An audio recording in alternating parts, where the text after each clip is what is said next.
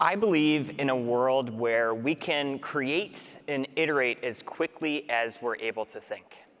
Have you ever had that experience where you can see something so clearly in your mind's eye, and then you try to take that picture and force it down your body into your hand and put it onto paper or ink onto canvas, and it just doesn't translate?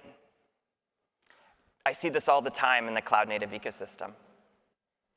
I've had the privilege of going to a whole bunch of AI meetups. I live in Los Angeles.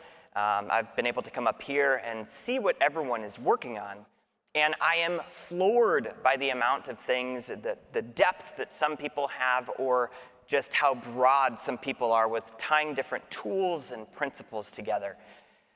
And this is incredible for research or sparking an idea, right? But it is akin to a solo music experience. It doesn't always scale, which can be a bummer in many cases. So when you see musicians get together, right? You go to an orchestra, you check out a band, they use sheet music as this common language to be able to use their own skills, have the same timing, and work all together. Whether somebody's throwing a solo, and we need to loop on that forever and then come back in, it's a great way to keep everybody in time, in sync. That's what we want to see between the CNCF, Cloud Native Computing Foundation, and PyTorch. We need those common languages. And I would say runtime is one of those, right? If we take a look back at the history of Cloud Native, we see this ethos of iterating and having a common language all of the time. We take a look at incredible examples like Heroku, where they developed the 12-step app, right? All of these different principles and how you can compose an application such that you can keep iterating whether you're a developer or if you're focused on infrastructure. Fast forward to Docker, where we get rid of this, well, it works on my machine mentality, right? We're able to take production's runtime and put it directly on our development machines, and vice versa. Leading to Kubernetes is a great way to orchestrate those applications, handle all of these different styles of applications being able to be deployed.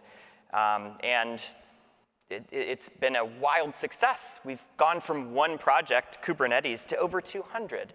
We're seeing people focus on all kinds of different things throughout the stack. Hundreds of thousands of contributors, tons of conferences, lots of incredible conversations.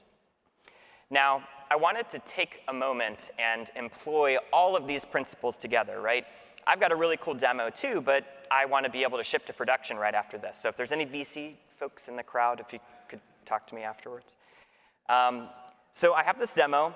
I took React as a front end. I took Flask and Python as a back end.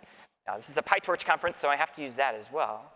And I containerized it, put it onto Kubernetes, and that's all running on my machine. Proof right here, and then I'm just forwarding that proxy. So let's go ahead and go through this demo. So I've got this picture, Jazzberry Orchestra. Y'all talk a lot about strawberries for some reason. The way that this demo works is that it uses a picture as a seed, image, and creates music right in my browser using PyTorch to transform things. If the image is darker, it plays a little bit faster tempo. If it's lighter, it plays a little bit slower. So let's go ahead and check this out. Objectively beautiful music. Incredible. Wow. Good news for you is I have this up on GitHub too. I'll show you a link here in a second. But yeah, that's the demo. Happy to dive into that a little bit more, but we can switch back to my slides. You can go to production right away when you have a common language and when you start to think about scale. You know, whether it's one person or 10,000. Foundations will help get you there, introduce you to things as a consumer, or if you want to lead this space and think on strategy and some other things as well. Please take a picture. It will last longer. I don't have too much time with you today, but I've put in, much like my slides, much like me, still have an appendix, at least for now. And you can check out a whole bunch of different resources and things that I put in, ways to get involved, AI meeting groups, white papers. My next conference at the CNCF is going to be at KubeCon in Salt Lake City here in November, too. So we're going to cover all kinds of things that end users are doing within the space in ways that they're scaling their applications, whether it's working with data, all the way over to inference on that side. But thank you so much, everybody.